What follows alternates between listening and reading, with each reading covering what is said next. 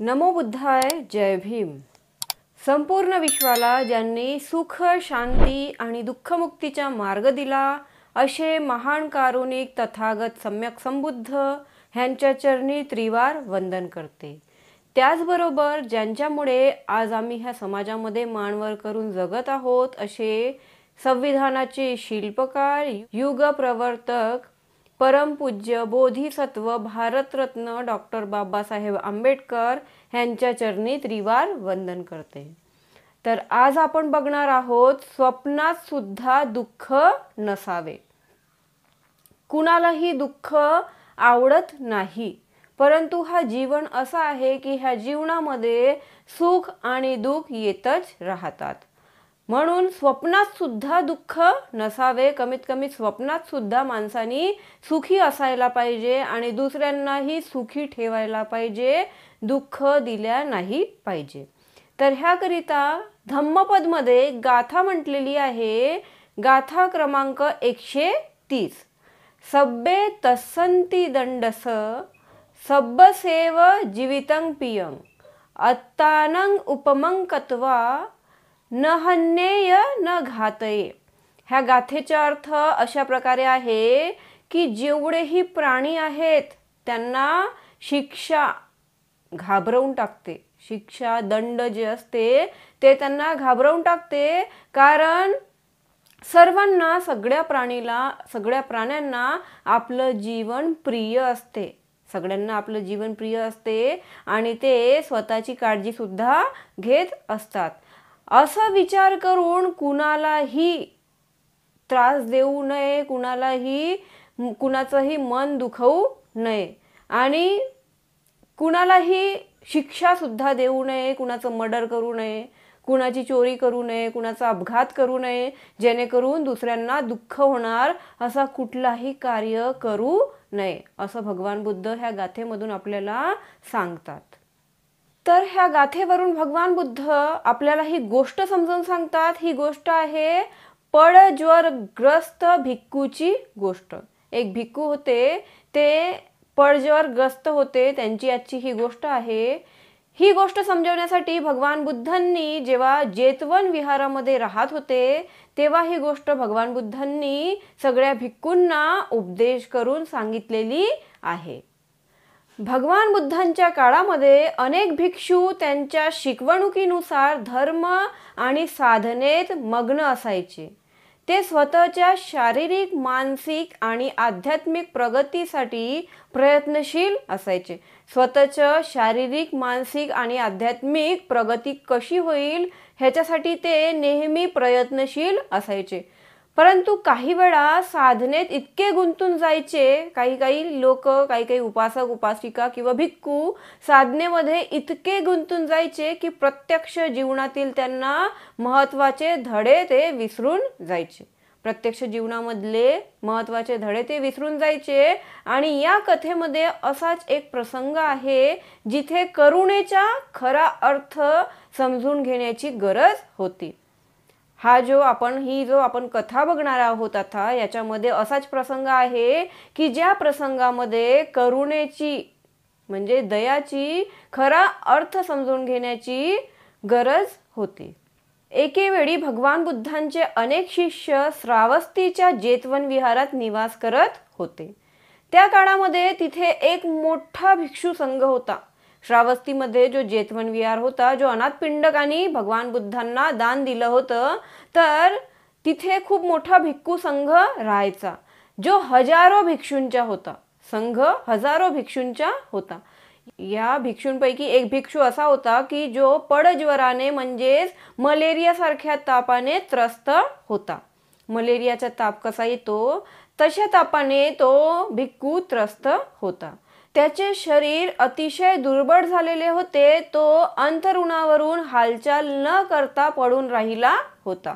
एकाच जागी तो पडून राहायचा, अजिबातही त्याला हालचाल करता येत नव्हती। थकवा आणि तापामुळे तो उठू सुद्धा शकत नव्हता। त्याला अतिशय थकवा यायचा आणि ताप राहायचा मलेरियाचा, त्याच्यामुळे तो उठू शकत नव्हता। सुरुवातीला काही भिक्षूंनी त्याची काळजी घेतली, जेव्हा तो मलेरियाच्या तापाने पडून राहायचा तर सुरुवातीला काही भिक्षूंनी त्याची काळजी घेतली, पण जसा जसा वेळ जाऊ लागला तसे तसे इतर भिक्षू त्याच्याकडे दुर्लक्ष करू लागले. प्रत्येक भिक्षू स्वतःच्या तपश्चर्येत मग्न झाला. प्रत्येक भिक्षू स्वतःच्या तपश्चर्येमध्ये मग्न झाला. त्यांच्यासाठी त्यांची साधना आणि ध्यान हे सर्वात महत्त्वाचे होते. जे बाकीचे भिक्षू होते त्यांच्यासाठी त्यांचं साधना आणि ध्यान हे सर्वात महत्त्वाचे होते. आणि हा जो आजारी भिक्षू होता, जो मलेरिया सारख्या तापाने ग्रस्त होता, हा एकटाच पडलेला होता. कारण सगळे भिक्षू आपल्या ध्यान साधनेमध्ये मग्न राहायचे. त्याला जेवण सुद्धा मिळत नव्हतं. सगळे भिक्षू आपल्या कामामध्ये व्यस्त असल्यामुळे त्या भिक्षूला जेवण सुद्धा मिळत नव्हतं, पाणी सुद्धा मिळत नव्हते. आणि सर्वात महत्त्वाचे म्हणजे कोणी त्याला धीरही देत नव्हते. सगळे आपापल्या ध्यान साधनेमध्ये मग्न राहायचे आणि सगळ्यांना आपल्या आपल्याच कामापासून फुरसत मिळत नव्हती, तर त्याच्याकडे लक्ष देण्यासाठी कोणीच नव्हता. त्याला जेवण सुद्धा कोणी देत नव्हतं, पाणी सुद्धा त्याला मिळत नव्हतं आणि विशेष म्हणजे त्याला धीर सुद्धा कोणी देत नव्हतं. आपण एखाद्या बिमार व्यक्तीला दवाई, जेवण, पाणी देण्याऐवजी जर आपण त्याला धीर दिलं तर तो लवकर बरा होतो. तर तो त्याच्यामुळे त्याला कोणी धीर नव्हता देत, तर त्याच्यामुळे तो अत्यंत निराश आणि वेदनेने त्रस्त झाला होता. निराश झाला होता. त्याला वाटत होतं की एवढा त्रास मी सहन करत आहोत आणि मला कुणाचाही धीर सुद्धा नाही आहे.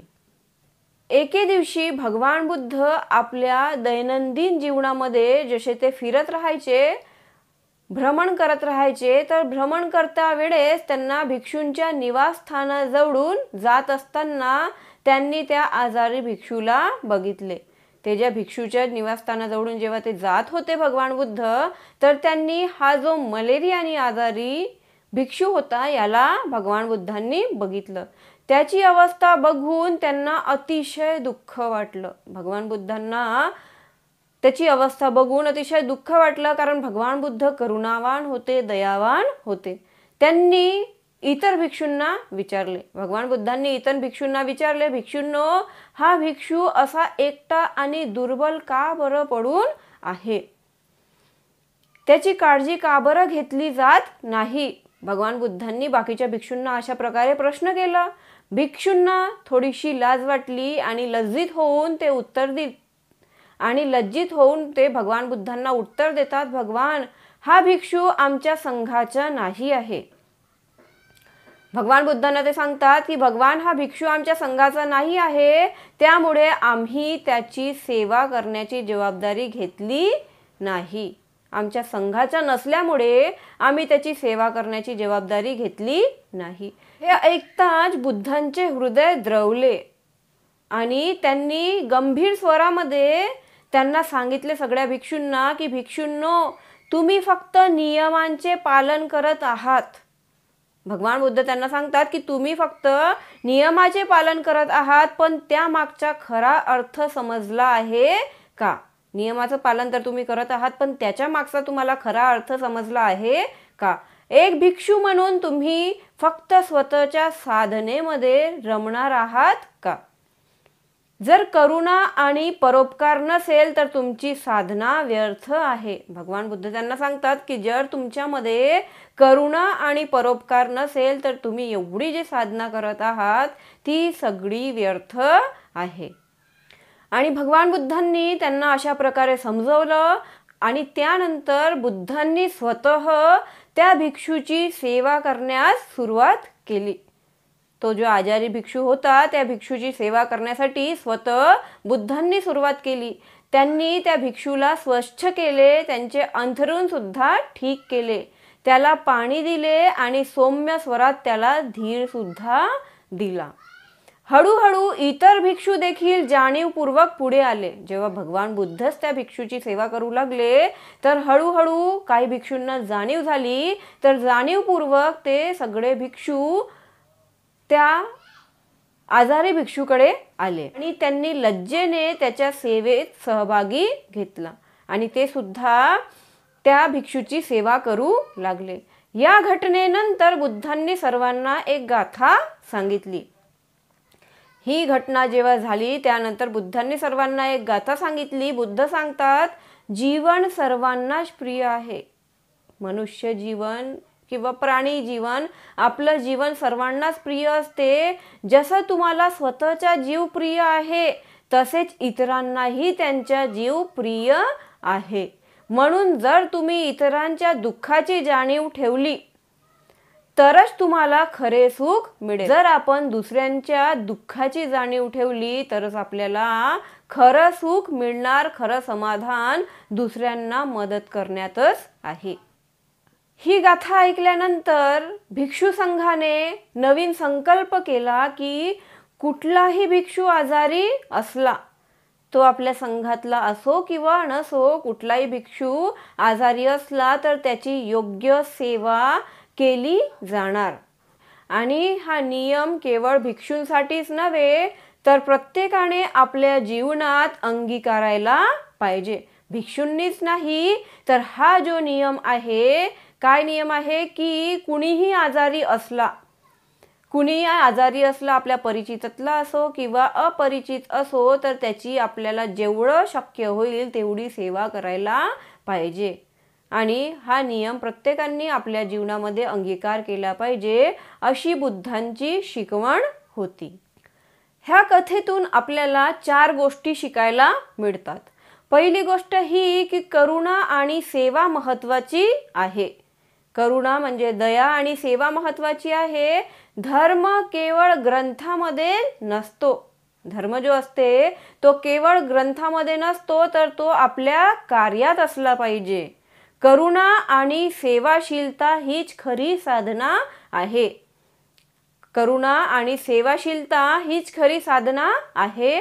हा पहिला गोष्ट आपल्याला ह्या कथेतून शिकायला मिळते.